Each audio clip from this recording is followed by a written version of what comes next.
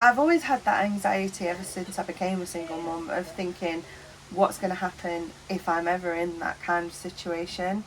And I always worried, I always drilled it into a look, if mum is ever in pain or passed out or something like that, you get mummy's phone, you ring for help. And I'm glad that I sort of drilled that into her because she did. I got the phone call from Aurora saying, "Grandad, can you call an ambulance for my mummy because she can't speak?" I thought this is not right, and it was a little bit surreal because I didn't know.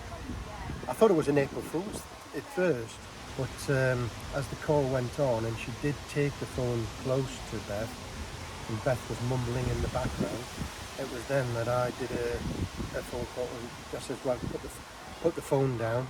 I'm going to ring 999." I was probably more of a mess than what Aurora was, to be honest with you, when I was phoning Nearly. It was, I just, as I say, I was a bit dumbstruck by it all, to be honest. But yeah, ever so proud of it. And then you managed to get through to Aurora, and how was she when you spoke to her? Really calm. It was like she was speaking to, say, like her granddad or somebody else family-wise on the phone, and she told me that mummy didn't like the light, that she couldn't speak very well, and she couldn't really move, and she had a bit of a headache. Beth did try and speak to me, and it was pretty obvious that what Aurora had told me was correct. I could hear obviously Beth trying to speak, but she couldn't, so it was important for me to know that with all of the other symptoms that she was experiencing, it did sound like stroke or meningitis-like symptoms.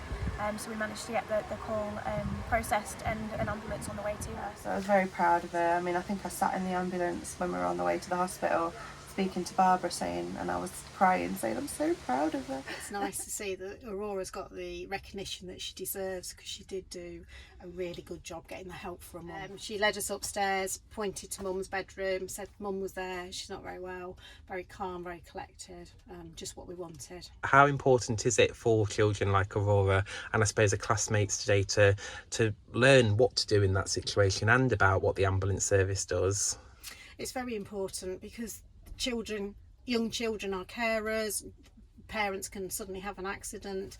If they know that they can ring somebody, Aurora rang Grandad, which is important, he rang 999, but if they know who to ring, where their address is, the postcode, all that information can be passed on and they can get the help that's needed. It's lovely to see Beth, she looks really well, and to see Aurora as well. You did really well.